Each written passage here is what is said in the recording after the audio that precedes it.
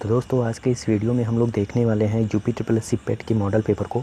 ठीक है, इस पेपर में मैंने सारे क्वेश्चन को सिलेक्ट किया है जो कि दोस्तों आप लोगों को यूपी ट्रिपल एस सी पेट के सिलेबस में दिया गया है, मेंशन है। ठीक है, जितने भी चैप्टर दिए गए हैं जैसे कि आप लोगों का history, polity, geography, statistics, current affair और हिंदी, रीजनिंग, मैथ, इंग्लिश, ठीक है, इन सारे चैप्टरों से जो इंपॉर्टेंट क्वेश्चन बन पाते हैं उसको मैंने इस वीडियो में सिलेक्ट किया है। वैसे तो आप लोगों के यूपी ट्रिपल एस सी पेट के एग्ज़ाम में टोटल 100 क्वेश्चन होंगे, लेकिन यहाँ पर मैंने 76 क्वेश्चन को ही लिया है। ठीक है, ताकि वीडियो ज़्यादा लंबा ना हो और ये सारे क्वेश्चन आप लोगों के पेट के एग्ज़ाम के लिए बहुत ही ज़्यादा इंपॉर्टेंट है। ठीक है, तो आप लोग ध्यान से देखिएगा इन सारे क्वेश्चनों को। तो चलिए एक एक करके देख लेते हैं। तो यहाँ पर दोस्तों जो पहला क्वेश्चन है वो दिया गया है, गोदान किस लेखक की रचना है। तो यहाँ पर 4 ऑप्शन है, जैनेन्द्र, प्रेमचंद्र, बालकृष्ण भट्ट और राधा कृष्णदास। तो यहाँ पर दोस्तों जो गोदान उपन्यास है ये किसके द्वारा लिखित है। तो ये दोस्तों प्रेमचंद्र के द्वारा लिखा गया है गोदान उपन्यास। ठीक है, यहाँ पर ऑप्शन नंबर 2 इस क्वेश्चन का राइट आंसर हो जाएगा। उसके बाद से चलिए नेक्स्ट देख लेते हैं। तो नेक्स्ट क्वेश्चन आप लोगों का ये रहा, यहाँ पर दिया गया है निम्नलिखित में से भवन शब्द में कौन सी संधि होगी। तो 4 ऑप्शन है, गुण संधि, दीर्घ संधि, वृद्धि संधि और अयादि संधि। तो यहाँ पर जो भवन शब्द है इसमें जो संधि है दोस्तों वो है अयादि संधि। अयादि संधि का एक इसको पहचानने का तरीका ये है कि अगर किसी शब्द में आप लोगों का ये अय, ठीक है, एक मिनट, अय, आओ, ठीक है, ये सारे जो शब्द हैं, ठीक है, ये सारे अगर किसी शब्द में दिख रहे हैं, यहाँ देखिए भव, तो अव दिख रहा है। ठीक है, अव दिख रहा है, तो अगर ये सारे दिख रहे हैं तो यहाँ पर दोस्तों अयादि संधि हो जाता है। ठीक है, तो यहाँ पर आप लोगों का जो करेक्ट आंसर हो जाएगा ऑप्शन नंबर 4 इस क्वेश्चन का करेक्ट हो जाएगा। ठीक है, तो चलिए नेक्स्ट देखते हैं। तो नेक्स्ट क्वेश्चन आप लोगों का ये रहा, यहाँ पर दिया गया है निम्नलिखित 4 विकल्पों में से उस विकल्प का चयन करें जो दिए गए मुहावरे का सही अर्थ वाला विकल्प है। आँख भर आना, ठीक है, ये आप लोगों का आँख भर आना। ठीक है, इसका सही विकल्प कौन सा होगा, सही मुहावरा, इस मुहावरे का सही अर्थ क्या होगा, आँख भर आना। तो यहाँ पर 4 ऑप्शन दिए गए हैं, उपेक्षा करना, आंसू आना, कतराना और विस्मय होना। तो यहाँ पर दोस्तों जो आप लोगों का आंसू आना है, ठीक है, यहाँ पर ऑप्शन नंबर 2 जो है आंसू आना, इसका सही अर्थ होगा इस मुहावरे का, आँख भर आना का। ठीक है, तो यहाँ पर ऑप्शन नंबर 2 इस क्वेश्चन का बिल्कुल करेक्ट आंसर हो जाएगा। चलिए नेक्स्ट देखते हैं। तो नेक्स्ट क्वेश्चन आप लोगों का ये रहा, यहाँ पर दिया गया है निम्नलिखित में निश्चल का संधि विच्छेद क्या होगा। तो जो निश्चल है इसका संधि विच्छेद जब हम लोग करेंगे, ठीक है, तो आप लोगों का यहाँ पर 4 ऑप्शन है। यहाँ पर निश्च प्लस ल है, उसके बाद से नि प्लस चल है, फिर यहाँ पर बड़ी ई की मात्रा है, नि प्लस चल, उसके बाद से नि प्लस चल। तो यहाँ पर जो आपका राइट आंसर हो जाएगा वो हो जाएगा ऑप्शन नंबर 2 नि धन चल। ठीक है, ये आप लोगों का करेक्ट आंसर हो जाएगा, नि धन चल। तो ऑप्शन नंबर 2 इस क्वेश्चन का करेक्ट आंसर हो जाएगा। ओके, चलिए नेक्स्ट देख लेते हैं। तो नेक्स्ट क्वेश्चन आप लोगों का ये रहा, यहाँ पर दिया गया है निम्नलिखित में से कौन सा शब्द पुल्लिंग है। तो 4 ऑप्शन है, पीतल, धुलाई, काया और इलायची। ठीक है, तो इसमें जो पुल्लिंग शब्द हो जाएगा वो हो जाएगा आप लोगों का पीतल। तो यहाँ पर ऑप्शन नंबर 1 जो है वो करेक्ट हो जाएगा, यहाँ पर ये पुल्लिंग हो जाएगा और बाकी सारे जो हैं वो स्त्रीलिंग शब्द हैं। ठीक है, तो यहाँ पर ऑप्शन नंबर 1 करेक्ट हो जाता है। नेक्स्ट देखते हैं। तो नेक्स्ट ये मैथ से क्वेश्चन है, 20 शिक्षक के समूह का औसत जो है 50 दिया है। ठीक है, जब एक 40 वर्षीय शिक्षक ने समूह को छोड़ दिया और एक नया शिक्षक इस समूह में शामिल हो गया तो औसत 1 से बढ़ जाता है, नए शिक्षक की आयु क्या होगी, ये पूछा है। ठीक है, तो इसको सॉल्व कर लेते हैं। तो यहाँ पर दोस्तों आप लोगों का 20 शिक्षक के समूह का औसत कितना दिया है, 50। तो 20 गुणे 50 करेंगे तो टोटल आपका निकल के आ जाएगा कितना, 1000। अब इसमें से 40 वर्षीय जो शिक्षक है वो निकल जाता है, तो इसमें से माइनस कर लेते हैं 40। तो इसको जब घटाएंगे तो आ जाएगा आप लोगों का 0 से 0 हो जाएगा तो 0, 10 से 4 जाएगा तो 6, तो यहाँ पर आप लोगों का 960 आ गया। ठीक है, उसके बाद से एक नया शिक्षक अब आता है, इस ग्रुप में शामिल होता है, तो औसत जो है 50 की जगह एक और बढ़ जाता है तो कितना हो जाता है, 51 हो जाता है। बाकी संख्या तो उतना ही रहेगा, तो इसको जब इसको मल्टीप्लाई करेंगे तो कितना आएगा, 51 दूना कितना हो जाएगा आप लोगों का 2 1 2, 2 25 10, 102 और ये 0 1 आ जाएगा 1020। अब 1020 से 960 को जब घटाएंगे आप लोग तो आप लोगों का आएगा 60। ठीक है, ये आप लोगों का आंसर आएगा। तो आप लोगों का यहाँ पर देखिए ऑप्शन नंबर 3 दिया है 60, तो ये आप लोगों का बिल्कुल करेक्ट आंसर हो जाएगा। ठीक है, नए शिक्षक की जो आयु है वो 60 है, ऑप्शन नंबर 3 ये करेक्ट हो जाएगा। ओके, चलिए नेक्स्ट देख लेते हैं। तो नेक्स्ट क्वेश्चन आप लोगों का ये रहा, यहाँ पर दिया गया है, ये भी मैथ से ही है। एक व्यक्ति ने 23% अंक प्राप्त किए और 33 अंकों से अनुत्तीर्ण हो गया। ठीक है, अधिकतम अंकों का 75% ज्ञात कीजिए यदि उत्तीर्ण अंक 34% है। तो यहाँ पर आप लोगों का ये जो क्वेश्चन है आप लोगों का, ठीक है, यहाँ पर कुल अंक कितना दिया है, पहले तो कुल अंक देख लेंगे। कुल अंक यहाँ पर दिया गया है। एक व्यक्ति ने 23% अंक प्राप्त किए और 33 अंकों से अनुत्तीर्ण हो गया। अधिकतम अंकों का 75% ज्ञात कीजिए। यदि उत्तीर्ण अंक 34%, तो कुल अंक कितना हो जाएगा, मान लेते हैं 100x है, ठीक है। और व्यक्ति के जो अंक हैं, व्यक्ति ने जो अंक पाया है, व्यक्ति का अंक, ठीक है, इसको देखेंगे तो यहाँ पर व्यक्ति का अंक हो जाएगा 100x गुणे कितना है, 23% पाया है ना, तो 23% हो जाएगा। तो ये जब 23% निकालेंगे तो आप लोगों का 23x आ जाएगा, ठीक है, ये इसने पाया है। उसके बाद से उत्तीर्ण अंक जो है वो कितना है देख लेते हैं, 1 मिनट यहाँ पर सही से। तो जो उत्तीर्ण अंक है, उत्तीर्ण अंक, ठीक है, ये है आप लोगों का 100x का कितना, 34%, ठीक है। यहाँ पर देखिए आप लोगों का 34% है उत्तीर्ण अंक, ठीक है। तो कितना हो जाएगा आप लोगों का, तो ये हो जाएगा 34x। उसके बाद से प्रश्नानुसार यहाँ पर दिया गया है 34x दिया गया है, ठीक है, 34x। उसके बाद से ये जो ये 23x है, इसको घटा लेंगे, -23x। जब इसको घटाएंगे तो आप लोगों का आ जाएगा ये बराबर कितना है इसकी, 33 के, ठीक है। 34 से 23 जब घटाएंगे तो 11x आ जाएगा बराबर 33। x की वैल्यू कितनी आ गई, तो x की वैल्यू 3 आ गई, ठीक है। तो यहाँ पर पूछा है ज्ञात कीजिए यदि अधिकतम अंकों का 75% ज्ञात करना है ना, तो यहाँ पर 3 आ गया x की वैल्यू, तो इसकी जगह पर ये 100x की जगह पर x की जगह पर 3 रखेंगे तो आ जाएगा आप लोगों का 300।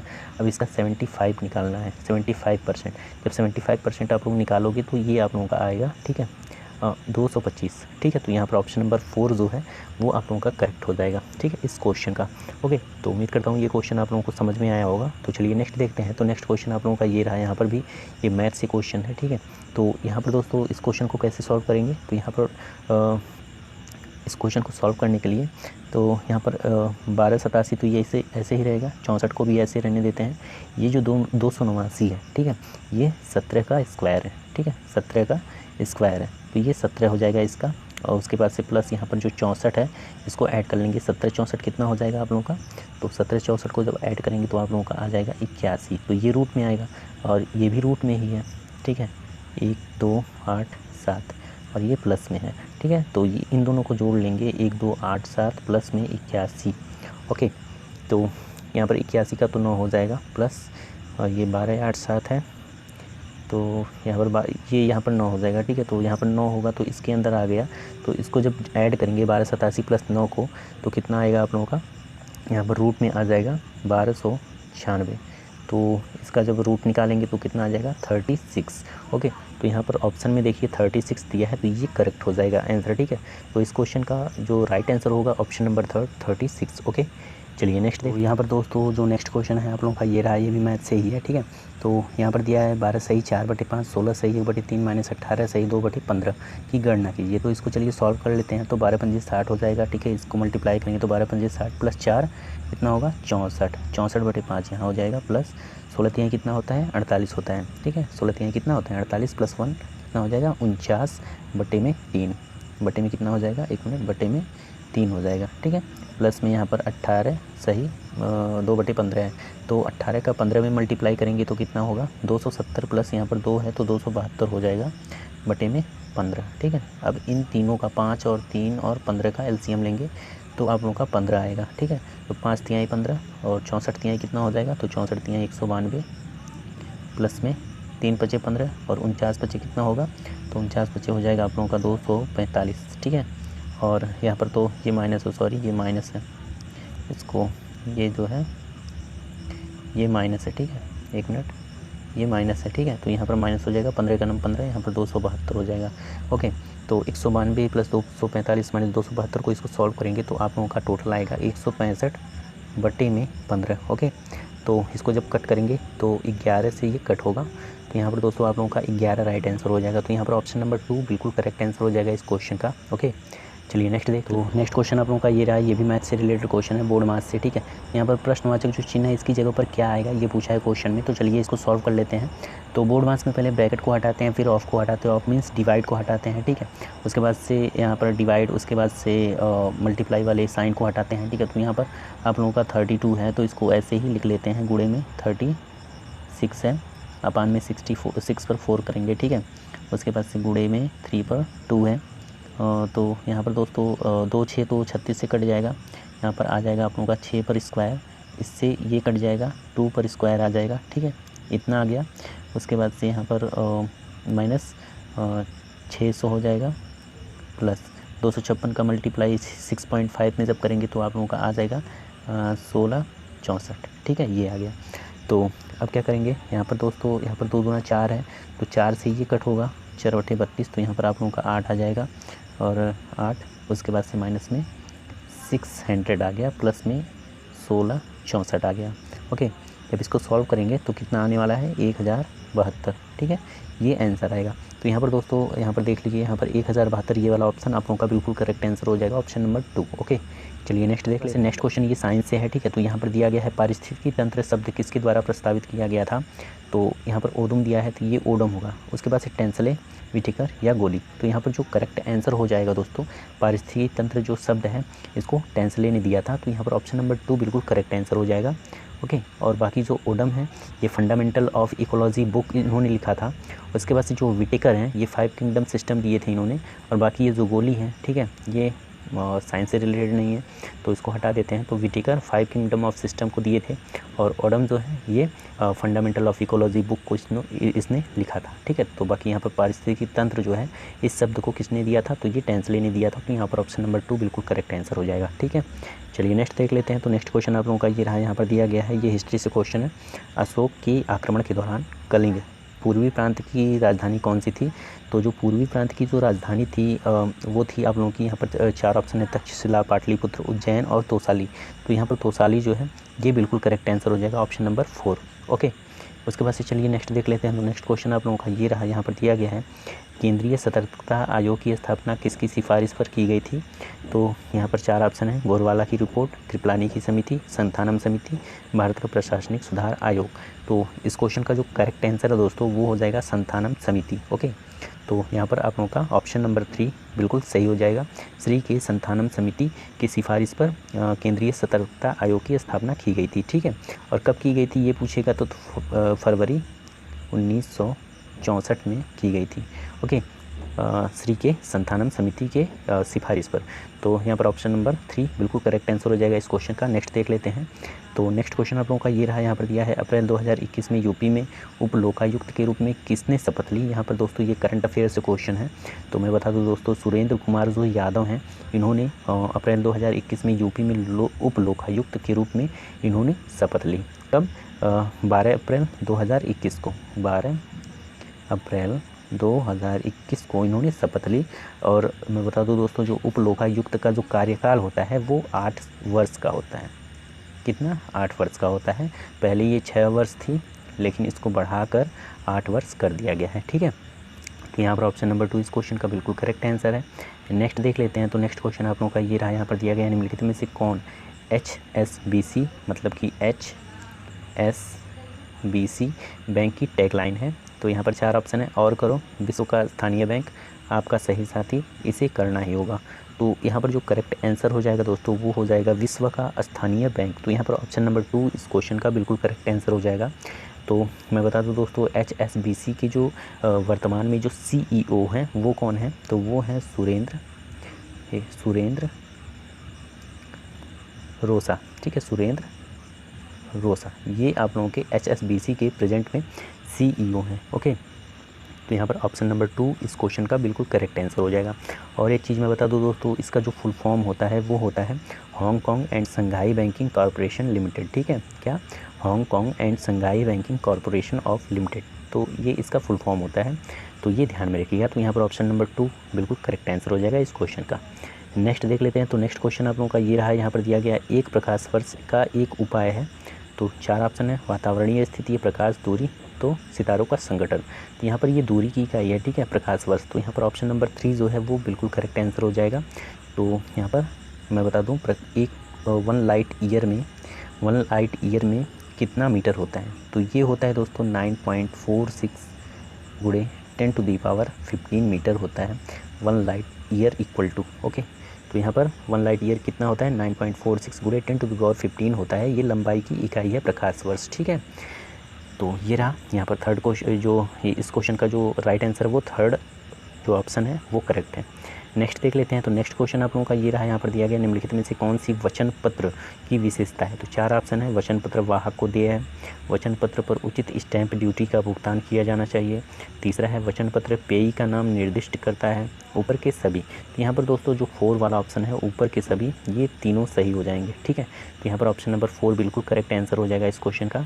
ठीक है, नेक्स्ट देख लेते हैं। तो वैसे नेक्स्ट क्वेश्चन आप लोगों का ये रहा, यहाँ पर दिया गया है बंगाल का विभाजन किस वर्ष में रद्द कर दिया गया था। ठीक है, तो जो बंगाल का विभाजन है दोस्तों वो 1911 में रद्द किया गया था, वो भी किसके द्वारा, तो लॉर्ड हार्डिंग सेकंड के द्वारा ये बंगाल विभाजन रद्द कर दिया गया था। तो बंगाल विभाजन लाया किसके द्वारा गया था, तो ये लाया गया था दोस्तों आप लोगों के लॉर्ड कर्जन के द्वारा। लॉर्ड कर्जन ने इसको स्टार्ट किया था। इसकी उद्घोषणा जो इन्होंने की थी इन्होंने तो 20 जुलाई 1905 में उद्घोषणा की थी। और बंगाल का विभाजन कब हो गया था, तो वो हो गया था दोस्तों 16 अक्टूबर 1905 में बंगाल का विभाजन हो गया था। ठीक है, उसके बाद से 1911 में जब लॉर्ड हार्डिंग का समय था सेकंड, तो ये जब आए तो इन्होंने बंगाल के विभाजन को इस वर्ष में इन्होंने रद्द कर दिया था। ठीक है, तो 1911 ये सन पूछेगा, तो ये आप लोगों का करेक्ट आंसर हो जाएगा। ओके, चलिए नेक्स्ट देख ले क्वेश्चन आप लोगों का ये रहा, यहाँ पर दिया गया है भारत के नियंत्रक और महालेखा परीक्षक का कार्यकाल कितने समय का होता है। तो 4 ऑप्शन थे, 6 वर्ष, 5 वर्ष, 4 वर्ष, कार्यकाल निश्चित नहीं है। तो यहाँ पर दोस्तों 6 वर्ष होता है भारत के नियंत्रक और महालेखा परीक्षक का कार्यकाल। ओके, तो ये राष्ट्रपति के द्वारा ये नियुक्त होते हैं नियंत्रक और महालेखा परीक्षक। ठीक है, और ये इसका जो वर्णन है आर्टिकल 148 में इसका वर्णन किया गया है। ठीक है, तो वर्तमान में अगर पूछ ले कौन है जो महालेखा परीक्षक, नियंत्रक और महालेखा परीक्षक के जो हेड हैं वो कौन है, वो है दोस्तों गिरीश चंद्र मुर्मू। ठीक है, ये वर्तमान में ये भारत के नियंत्रक और महालेखा परीक्षक हैं। ठीक है, गिरीश चंद्र मुर्मू। ओके, तो चलिए नेक्स्ट देख लेते हैं। तो नेक्स्ट क्वेश्चन आप लोगों का ये रहा, यहाँ पर दिया गया है 2011 की जनगणना के अनुसार उत्तर प्रदेश की कुल साक्षरता दर क्या है। तो ऑप्शन है 67%, 68%, 67.7% और 63%। तो यहाँ पर दोस्तों आप लोगों का जो आंसर हो जाएगा वो हो जाएगा 67.7%। 2011 की जनगणना के अनुसार उत्तर प्रदेश की कुल साक्षरता दर कितनी है, 67.7%। ओके, उसके बाद से बात करें अगर दोस्तों सर्वाधिक आबादी यूपी में कहाँ पर है, किस ज़िले में है, तो वो है इलाहाबाद। कहाँ पे, इलाहाबाद। यूपी के इलाहाबाद का जो ज़िला है उसकी जो आबादी है वो यूपी में सबसे ज़्यादा है। उसके बाद से अगर ये तो ज़्यादा हो गया, और कम का अगर पूछ ले तो वो है महोबा।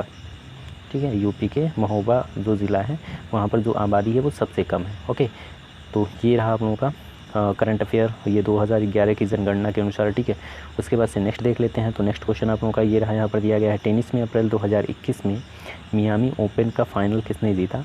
तो 4 ऑप्शन है, स्टेफानोस टिपास, लोरेंजो सोंगो, हर्बर्ट हरकस और ज़ैनिक सिनर। तो यहाँ पर जो करेक्ट आंसर है दोस्तों वो हो जाएगा हुबर्ट हरकस। ये आप लोगों का बिल्कुल करेक्ट आंसर होगा। ये इन्होंने टेनिस में अप्रैल 2021 में मियामी ओपन का फाइनल इन्होंने ही जीता था। ठीक है, तो ये कहाँ के खिलाड़ी है, कहाँ के निवासी हैं, तो ये पोलैंड निवासी हैं, पोलैंड के रहने वाले हैं ये हुबर्ट हरकस। ओके, चलिए नेक्स्ट देख लेते हैं। तो नेक्स्ट क्वेश्चन आप लोगों का ये रहा, यहाँ पर दिया गया रामचरितमानस रामायण पर यहाँ पर खाली जगह है कि एक प्रभावशाली रचना है। तो रामचरितमानस जो है और रामायण ये किसके द्वारा रचित है, तो ये है तुलसीदास के द्वारा रचित। ठीक है, तो यहाँ पर ऑप्शन नंबर 1 जो है ये बिल्कुल करेक्ट आंसर हो जाएगा इस क्वेश्चन का। ओके, उसके बाद से चलिए नेक्स्ट देख ले क्वेश्चन आप लोगों का ये रहा, यहाँ पर दिया गया है किस नदी पर भरतपुर नहर बनाया गया है। तो सिंधु नदी, माही नदी, यमुना नदी, चंबल नदी, 4 ऑप्शन है। ठीक है, तो भरतपुर जो नहर है दोस्तों वो यमुना नदी पर बनाया गया है। ये करंट अफेयर का क्वेश्चन है। ठीक है, तो यहाँ पर ऑप्शन नंबर 3 बिल्कुल करेक्ट आंसर हो जाएगा। नेक्स्ट देख लेते हैं। तो नेक्स्ट आप लोगों का ये रहा, यहाँ पर दिया गया मार्च 2021 में भारत और किस देश ने ब्रह्मोस क्रूज मिसाइलों की संभावित आपूर्ति सहित सैन्य हार्डवेयर पर सरकार के बीच सौदों की सुविधा के लिए एक महत्वपूर्ण समझौते पर हस्ताक्षर किया है। वियतनाम, ताइवान, फिलीपींस या मालदीव। ठीक है, तो भारत और किसके बीच हुआ है ये जो हस्ताक्षर किसके बीच हुआ है, तो वो हुआ है दोस्तों आप लोगों का भारत और फिलीपींस के बीच में। ठीक है, तो यहाँ पर ऑप्शन नंबर 3 जो है वो बिल्कुल करेक्ट आंसर हो जाएगा। नेक्स्ट है रानी झांसी ट्रॉफी किस खेल से संबंधित है। तो ये आप लोगों का जो संबंधित है रानी झांसी ट्रॉफी वो क्रिकेट से संबंधित है। ठीक है, बाकी जो दिलीप ट्रॉफी होते हैं, दिलीप ट्रॉफी, उसके बाद से रणजी ट्रॉफी, फिर देवधर ट्रॉफी। ठीक है, ये सारे भी क्रिकेट से ही रिलेटेड हैं। ओके, चलिए नेक्स्ट देख लेते हैं। तो नेक्स्ट क्वेश्चन आप लोगों का ये रहा, यहाँ दिया है किस राज्य को भारत का फलों का टोकरा कहा जाता है। तो हिमाचल प्रदेश, उत्तराखंड, जम्मू और कश्मीर, केरल, ये 4 ऑप्शन हैं। तो फलों का टोकरा किस राज्य को कहा जाता है, तो ये कहा जाता है दोस्तों हिमाचल प्रदेश को। तो ऑप्शन नंबर 1 बिल्कुल करेक्ट आंसर है इस क्वेश्चन का। तो हिमाचल प्रदेश की राजधानी मैं बता दूँ तो ये है दोस्तों शिमला। क्या? शिमला।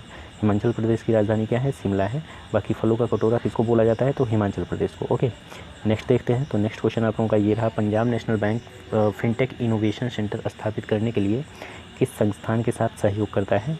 तो यहाँ पर दोस्तों जो IIT कानपुर है, ये बिल्कुल करेक्ट आंसर हो जाएगा, option number 2 IIT Kanpur. Okay चलिए नेक्स्ट देख लेते हैं। तो नेक्स्ट क्वेश्चन आप लोगों का ये रहा, यहाँ पर दिया गया है 2011 की जनगणना के अनुसार उत्तर प्रदेश राज्य का जनसंख्या घनत्व कितना है। तो 4 ऑप्शन है, 661 प्रति वर्ग किलोमीटर, 573 प्रति वर्ग किलोमीटर, 829 प्रति वर्ग किलोमीटर, 785 प्रति वर्ग किलोमीटर। तो यहाँ पर जो करेक्ट आंसर हो जाएगा दोस्तों इस क्वेश्चन का, वो हो जाएगा 829 प्रति वर्ग किलोमीटर। तो ऑप्शन नंबर 3 बिल्कुल करेक्ट आंसर हो जाएगा इस क्वेश्चन का। नेक्स्ट देखते हैं। तो नेक्स्ट क्वेश्चन आप लोगों का ये रहा, यहाँ पर दिया गया है मिश्रित खेती की मुख्य विशेषताएँ इनमें से कौन सी है।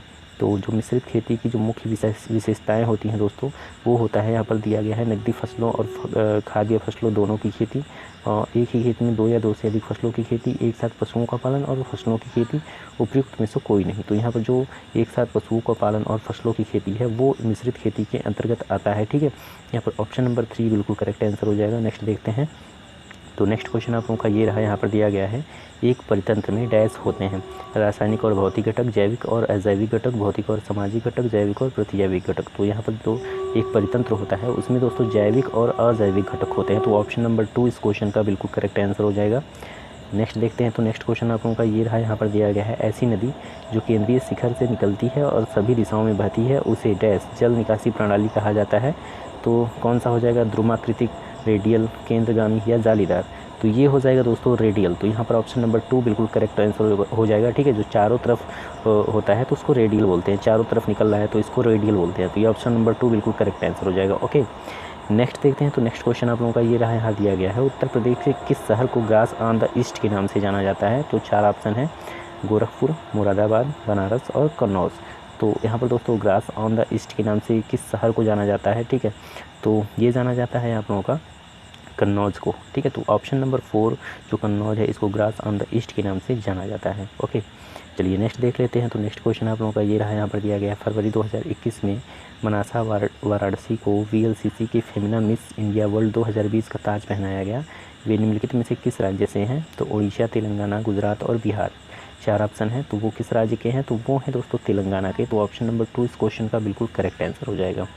ओके नेक्स्ट देखते हैं। तो नेक्स्ट है यूट्रोफिकेशन सुपोषण डैश का परिणाम होता है, कृषि क्षेत्र और सीवेज प्रदूषण से दूर चला जाना, वाहन का निकास, कीटनाशकों और उपयुक्त में से कोई भी नहीं। तो यहाँ पर दोस्तों जो यूट्रोफिकेशन होता है सुपोषण, ये किसका परिणाम है, तो ये परिणाम है दोस्तों आप लोगों का कृषि क्षेत्र और सीवेज प्रदूषण से दूर चला जाना। तो यहाँ पर दोस्तों ऑप्शन नंबर 1 जो है वो बिल्कुल करेक्ट आंसर हो जाएगा इस क्वेश्चन का। नेक्स्ट देख लेते हैं। तो नेक्स्ट क्वेश्चन आप लोगों का ये रहा, यहाँ दिया गया है ग्री institute of development studies Uttar Pradesh की किस शहर में स्थित है। ये ग्री इंस्टीट्यूट ऑफ डेवलपमेंट स्टडीज़, ठीक है, ये जो है ये किस शहर में स्थित है, तो ये दोस्तों है आप लोगों की यूपी के लखनऊ में। तो यहाँ पर ऑप्शन नंबर 1 बिल्कुल करेक्ट आंसर हो जाएगा। नेक्स्ट है भारत में राष्ट्रीय महिला दिवस कब मनाया जाता है। तो भारत में जो है राष्ट्रीय महिला दिवस कब मनाया जाता है, 13 फरवरी को जो राष्ट्रीय महिला दिवस है ये मनाया जाता है। ठीक है, ये किसके उपलक्ष्य में मनाया जाता है अगर पूछ ले तो ये मनाया जाता है दोस्तों सरोजनी नायडू की जयंती पर ये मनाया जाता है, जो कि दोस्तों भारत की पहली महिला राज्यपाल भी हैं। ठीक है, ये भारत की पहली महिला राज्यपाल भी है जो कि यूपी से, ठीक है, ये पहले ही राज्यपाल थी। ओके, इनको एक चीज़ और इनके बारे में है, इनको नाइटिंगेल ऑफ इंडिया कहा जाता है, नाइटिंगेल ऑफ इंडिया कहा जाता है। ठीक है, तो ये भी क्वेश्चन में पूछ सकता है, तो इसको ध्यान में रखिएगा। नेक्स्ट है प्रकाश तरंगें किस प्रकार की तरंग होती हैं। तो 4 ऑप्शन है, अनुप्रस्थ तरंग, अनुदैर्ध्य तरंग, ए और बी दोनों, कोई नहीं। तो मैं बता दूं जो प्रकाश तरंग होते हैं वो आप लोगों के अनुप्रस्थ तरंग में आते हैं। ठीक है, तो अनुप्रस्थ तरंग क्या होता है, जो किसी कण की गति के, ठीक है, समकोण पे ये कंपन करता हो। ठीक है, तो ये आप लोगों का इस तरीके से जो चले, ठीक है, तो ये हो जाएगा अनुप्रस्थ तरंग। और जो कण की गति के समांतर चले, ठीक है, तरंग, उसको बोलते हैं अनुदैर्ध्य तरंग। ठीक है, तो यहाँ पर आप लोगों का ऑप्शन नंबर 1 जो है वो बिल्कुल करेक्ट आंसर हो जाएगा। ओके, नेक्स्ट देखते हैं। तो नेक्स्ट क्वेश्चन आप लोगों का ये रहा, शराब का उत्पादन डैश की प्रक्रिया के दौरान होता है। तो 4 ऑप्शन है, सैप का चढ़ाई, प्रकाश संश्लेषण, वायवीय शोषण, अवायवीय शोषण। तो ये है एनारोबिक रिस्पिरेशन, ठीक है। ये आप लोग का अवायवीय शोषण होता है क्योंकि इसमें ऑक्सीजन का यूज नहीं होता है। किण्वन, ये किण्वन का लास्ट प्रोडक्ट है शराब।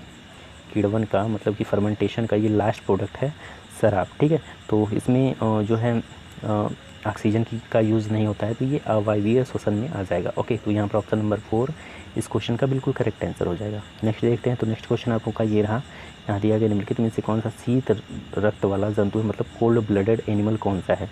4 ऑप्शन है, मनुष्य, कौवा, छिपकली या बाघ। तो यहाँ पर दोस्तों छिपकली जो है ये कोल्ड ब्लडेड एनिमल में आएगा, क्योंकि जो सारे सरीसृप होते हैं, ठीक है, जो सरीसृप होते हैं, सरीसृप, उसके बाद से आप लोगों का जो मछलियाँ होती हैं, उसके बाद से उभयचर मतलब कि मेढक वगैरह, ठीक है, कीड़े मकोड़े जितने भी हैं आर्थ्रोपोडा के, इंसेक्टा में, ठीक है, ये सारे और अन्य अकशेरुकीय जंतु जो हैं वो सारे शामिल होते हैं कोल्ड ब्लडेड में। तो यहाँ पर ऑप्शन नंबर 3 जो छिपकली है वो सरीसृप में आता है, तो यहाँ पर ऑप्शन नंबर 3 बिल्कुल करेक्ट आंसर हो जाएगा। नेक्स्ट देखते हैं।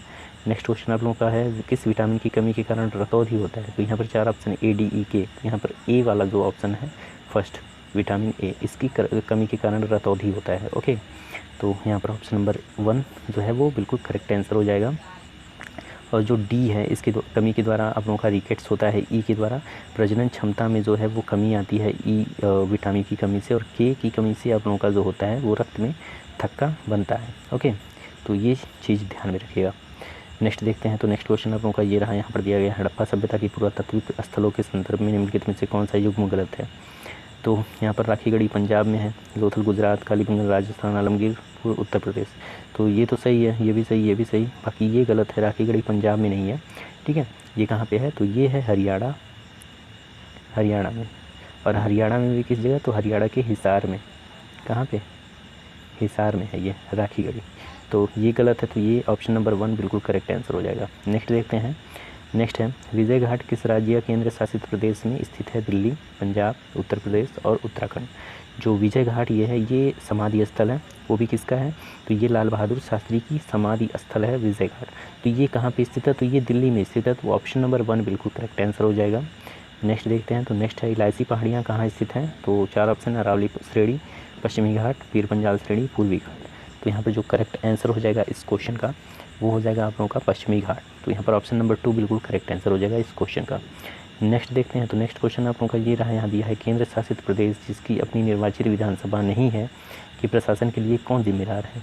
इसका अपना खुद का निर्वाचित विधानसभा नहीं है, तो वहाँ पर दोस्तों किसका शासन चलेगा, तो राष्ट्रपति शासन चलता है। तो यहाँ पर दोस्तों ऑप्शन नंबर 4 बिल्कुल करेक्ट आंसर हो जाएगा इस क्वेश्चन का। ओके, जो कि दोस्तों राष्ट्रपति किस अनुच्छेद में ये कहा गया कि हमारे भारत में एक राष्ट्रपति होगा, हमारे भारत का एक राष्ट्रपति होगा, तो आर्टिकल 52 में ये चीज़ वर्णित है राष्ट्रपति के बारे में, ठीक है। तो ये चीज़ भी ध्यान में रखिएगा आर्टिकल। उसके बाद से नेक्स्ट क्वेश्चन आप लोगों का ये रहा, यहाँ पर दिया गया है विधानसभा के सदस्यों विधायकों की संख्या के संदर्भ में भारत की सबसे छोटी विधानसभा कहाँ की है। तो 4 ऑप्शन है, दिल्ली, गोवा, सिक्किम, पुदुचेरी। तो सबसे छोटी जो विधानसभा संख्या है इसकी, ठीक है, तो वो है पुदुचेरी में। यहाँ पर टोटल 30 विधानसभा सीटें हैं, मतलब कि विधायकों की संख्या टोटल 30 हैं यहाँ पर पुदुचेरी में। तो यहाँ पर सबसे कम है। उसके बाद अगर बात करें तो उसके बाद से सिक्किम में 32 है, ठीक है।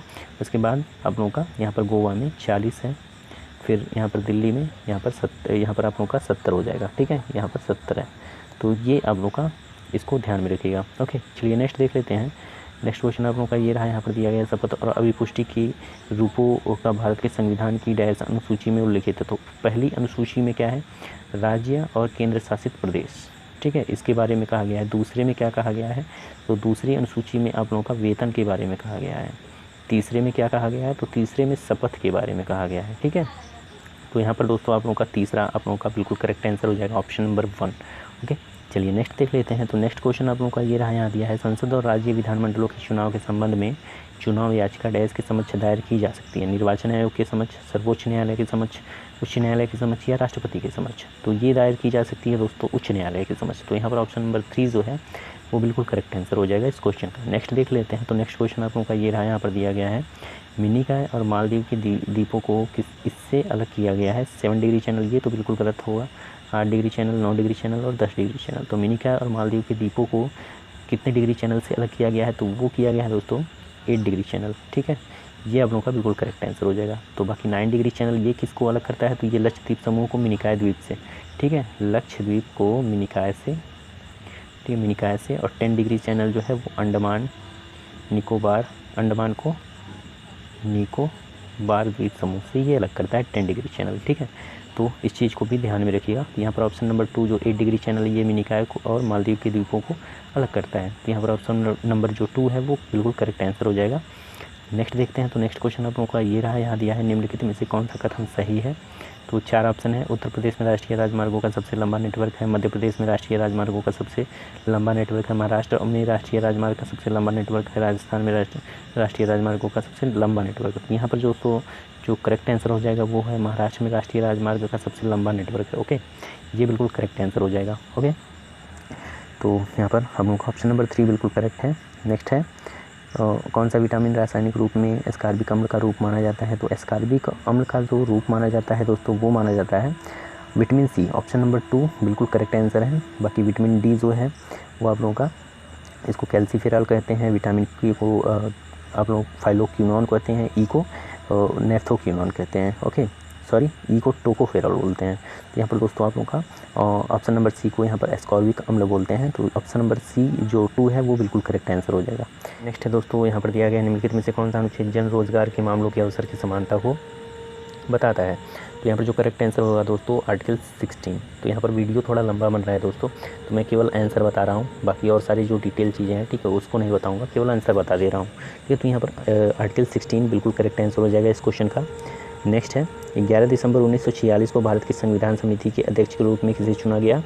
तो इस यहाँ पर 11 दिसंबर 1946 को भारत की संविधान समिति के अस्थायी अध्यक्ष के रूप में डॉक्टर राजेंद्र प्रसाद को चुना गया था। बाकी 2 दिन पहले दोस्तों जो अस्थायी अध्यक्ष थे 9 दिसंबर 1946 को वो डॉक्टर सच्चिदानंद सिन्हा थे, ठीक है। तो ऑप्शन नंबर 1 बिल्कुल करेक्ट आंसर हो जाएगा। नेक्स्ट है निम्नलिखित में से किसने 93वां अकादमी पुरस्कार 2021 में सर्वश्रेष्ठ चित्र पुरस्कार जीता है। तो यहाँ पर दोस्तों आप लोगों का जो राइट आंसर होगा वो होगा नोमैडलैंड, ठीक है। तो ऑप्शन नंबर 4 बिल्कुल करेक्ट आंसर है। नेक्स्ट है निम्नलिखित में से किसने देश की पहली स्वदेशी मशीन पिस्तौल ASMI विकसित की है। तो DRDO ने इसको विकसित की है। तो ऑप्शन नंबर 2 बिल्कुल करेक्ट है। नेक्स्ट किस ऋषि के बारे में कहा जाता है कि इन्होंने दक्षिण भारत का आर्यकरण किया।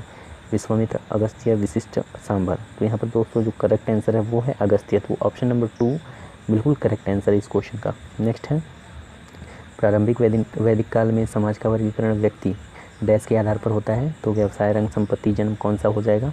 यहाँ पर दोस्तों जो व्यवसाय है उसके आधार पर होता है। तो यहाँ पर ऑप्शन नंबर 1 बिल्कुल करेक्ट है। उसके बाद से नेक्स्ट है भगवान महावीर का जन्म किस स्थान पर हुआ। तो उत्तर प्रदेश, बिहार, मध्य प्रदेश या राजस्थान।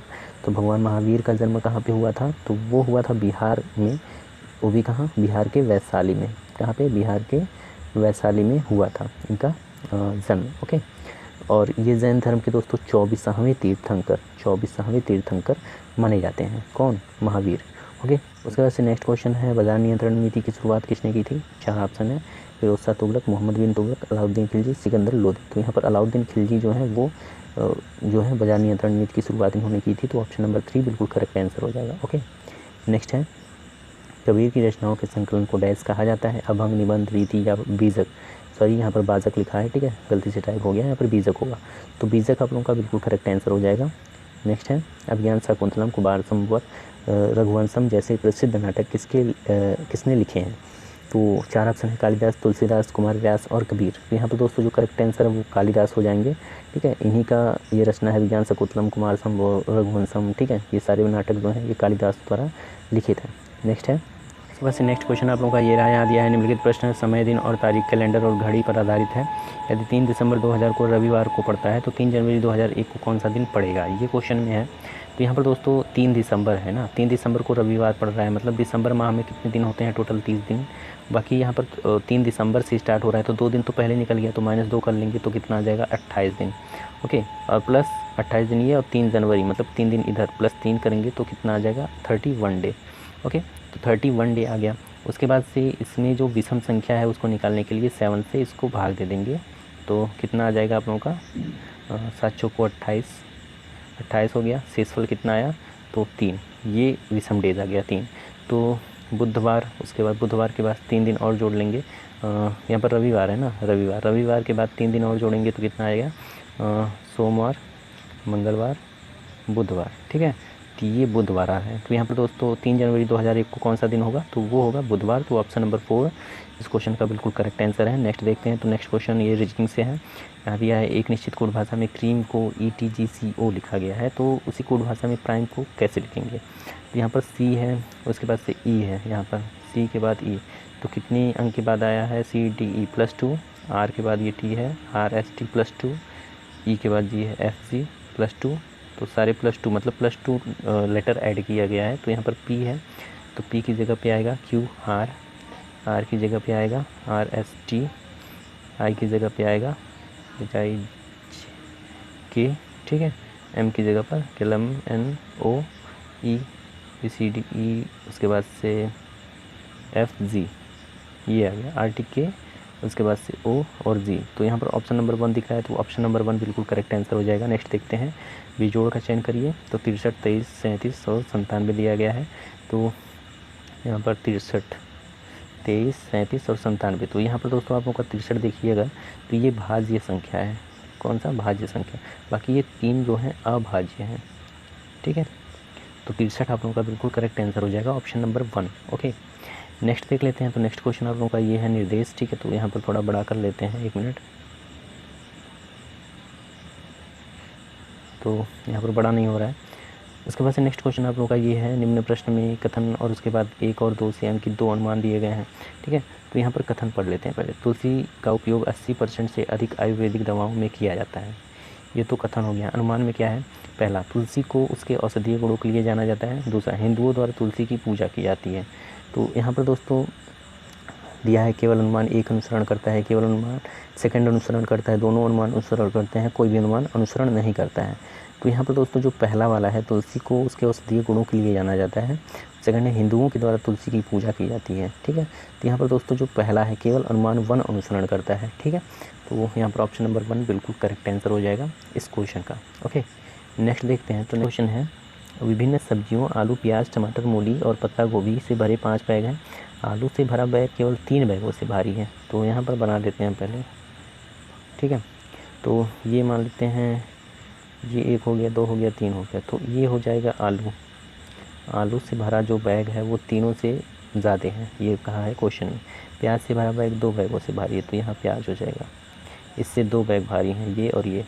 उसके बाद से दिया है और 2 बैग हल्के हैं, तो ये हो जाएगा। 2 बैग से हल्के हैं, तो ये दोनों हो जाएगा। उसके बाद से मूली से भरा बैग केवल टमाटर से भरे बैग की तुलना में भारी है, तो यहाँ पर आपको मूली हो जाएगा और ये टमाटर हो जाएगा। तो सबसे ज़्यादा कौन सा होगा, तो यहाँ पर बचा है पत्ता गोभी। तो ये आप लोगों का बिल्कुल करेक्ट आंसर हो जाएगा। यही क्वेश्चन में पूछा है, देख लीजिए, सबसे कौन सा सब्जी से भरा बैग सबसे भारी है, तो पत्ता गोभी। ओके, नेक्स्ट है। वैसे नेक्स्ट क्वेश्चन आप लोगों का ये है, ठीक है। Spot the erroneous parts if any the following sentence. तो यहाँ पर दिया गया है, वंस हेल्थ, बी है is much more important, C है than having lots of money, D है नो इरर। तो यहाँ पर दोस्तों जो आप लोगों का इरर जिसमें है वो है दोस्तों आप लोगों का ए वाले में, ठीक है, वंस हेल्थ। तो यहाँ पर ऑप्शन नंबर 1 बिल्कुल करेक्ट आंसर हो जाएगा इस क्वेश्चन का। ओके, नेक्स्ट है, choose the most appropriate answer and fill in the blanks. तो यहाँ पर दोस्तों the trekking area is just, यहाँ पर डैश दोस ट्रीज। तो यहाँ पर क्या आना चाहिए, तो यहाँ पर आएगा दोस्तों आप लोगों का बियॉन्ड। तो यहाँ पर ऑप्शन नंबर 1 जो है वो बिल्कुल करेक्ट आंसर है। नेक्स्ट है, in the following question out of the 4 alternative select the alternative which best express the meaning of the idiom phrases. तो हरकुलियन टास्क का जो इडियम फ्रेजेस है वो क्या होगा, 4 ऑप्शन है। एन आउटडोर गेम, ये बिल्कुल गलत। एन इजी टास्क, बिल्कुल गलत। हरकुलियन टास्क का यहाँ पर task performed in A video game, ये भी गलत। बाकी टास्क रिक्वायरिंग ट्रिमेंडस इफर्ट, तो यहाँ पर 4 वाला बिल्कुल करेक्ट आंसर हो जाएगा हरकुलियन टास्क का। नेक्स्ट है, in the following question out of the 4 alternative select the one which of the opposite in meaning of the given word. तो रोबस्ट का अपोजिट क्या होगा, तो रोबस्ट का अपोजिट जो होता है, यहाँ पर आप लोगों का जो रोबस्ट का मतलब होता है ये पहले आप लोगों को जानना ज़रूरी है। तो रोबस्ट मीन्स ये स्ट्रॉन्ग, इसका सिनोनिम्स क्या होगा, स्ट्रॉन्ग, उसके बाद से हेल्दी, इसका मीनिंग होता है हेल्दी, ठीक है, मतलब कि मजबूत या स्वस्थ, रोबस्ट मतलब होता है। तो इसका अपोजिट पूछा है, तो वीक, स्ट्रॉन्ग, टफ, पावरफुल, तो ये तीनों तो नहीं हो गए, ये वाला बिल्कुल करेक्ट हो जाएगा, इसका अपोजिट वीक, कमज़ोर, ठीक है। नेक्स्ट है, गद्यांश को ध्यानपूर्वक पढ़िए वह प्रश्न का उत्तर दीजिए। तो गद्यांश को पहले पढ़ लेते हैं। व्यायाघर में जरा सी असावधानी के कारण बड़ी बड़ी दुर्घटनाएं हो जाती हैं। कई बार तो ये दुर्घटनाएं बहुत विकट रूप धारण कर लेती हैं तथा कई बार इनके कारण मृत्यु तक हो जाती है। बहुधा ये दुर्घटनाएं रसोई घर में सुरक्षा हेतु नियमों का पालन न करने के कारण होती हैं। गृहिणी अपना अधिक समय रसोई घर में व्यतीत करती हैं तथा उसके साथ परिवार के अन्य सदस्य जैसे छोटे बच्चे में भी काफ़ी समय रसोई घर में रहते हैं। अतः रसोई घर में सावधानी बरतनी चाहिए, ठीक है। रसोई घर को सुरक्षित बनाने के लिए उसमें सभी प्रकार की उत्तम व्यवस्था होनी चाहिए। ये तो हो गया गद्यांश। अब इसका जो इस पर बेस्ड क्वेश्चन है वो क्या है, उत्तम क्या क्या अर्थ है, ठीक, सही, श्रेष्ठ या कोई नहीं। तो उत्तम का जो सही अर्थ होगा दोस्तों वो हो जाएगा यहाँ पर श्रेष्ठ। तो ऑप्शन नंबर 3 बिल्कुल करेक्ट आंसर इस क्वेश्चन का। उसके बाद से दोस्तों इनमें से कौन सा शब्द सुरक्षा का पर्यायवाची शब्द है, ठीक है, उसी गद्यांश पर बेस्ड है। तो सुरक्षा का जो पर्यायवाची होगा वो हो जाएगा आप लोगों का ये, यहाँ पर सुरक्षा का जो पर्यायवाची होगा वो होगा संरक्षण, बचाव, हिफाजत या सानिध्य, ठीक है। तो यहाँ पर सानिध्य हो जाएगा, ये पर्यायवाची होगा सुरक्षा का, ओके। उसके बाद से उसी गद्यांश पर बेस्ड ये क्वेश्चन है, इनमें से कौन सा शब्द सुरक्षा का पर्यायवाची शब्द नहीं है। तो संरक्षण ये तो है पर्यायवाची, बचाव, हिफाजत ये भी है, बाकी सानिध्य जो है ये सुरक्षा का पर्यायवाची नहीं है। तो ऑप्शन नंबर 4 बिल्कुल करेक्ट आंसर हो जाएगा। नेक्स्ट है, रसोई घर में कौन सा समास होगा। तो रसोई घर में जो समास होता है दोस्तों वो होता है तत्पुरुष समास, ठीक है। ये रसोई घर में समास कौन सा है, तत्पुरुष समास। तो ऑप्शन नंबर 2 बिल्कुल करेक्ट है। नेक्स्ट है, रसोई घर में किस कारण उचित व्यवस्था होनी चाहिए। सुचारू बनाने के लिए, सुरक्षित बनाने के लिए, सुव्यवस्था के लिए, सुविधा के लिए। तो उचित व्यवस्था होनी चाहिए किस कारण, तो ये होनी चाहिए दोस्तों सुरक्षित बनाने के लिए, ठीक है। तो ऑप्शन नंबर 2 बिल्कुल करेक्ट आंसर है। नेक्स्ट है, उसी गद्यांश पर बेस्ड है, विकट शब्द का क्या अर्थ है। तो सरल, साध्य, समीप, कठिन। तो विकट शब्द का जो सही अर्थ होता है दोस्तों वो होता है कठिन। तो ऑप्शन नंबर 4 बिल्कुल करेक्ट आंसर इस क्वेश्चन का, ओके। तो यहाँ पर टोटल मैंने 76 क्वेश्चन करवाए हैं जो कि UP-SSC पेट के एग्ज़ाम के लिए बहुत ही इंपॉर्टेंट और ये सारे क्वेश्चन हैं, ठीक है। तो उम्मीद करता हूँ आप लोगों को ये वीडियो अच्छी लगी होगी। अगर वीडियो अच्छी लगी हो तो वीडियो को लाइक, और चैनल पर अगर आप लोग नए हैं तो चैनल को सब्सक्राइब करना ना भूलिएगा, ओके। तो चलिए मिलते हैं अगले वीडियो में एक ऐसे ही मॉडल पेपर के साथ, एक ऐसे ही टॉपिक के साथ। तब तक के लिए दोस्तों धन्यवाद।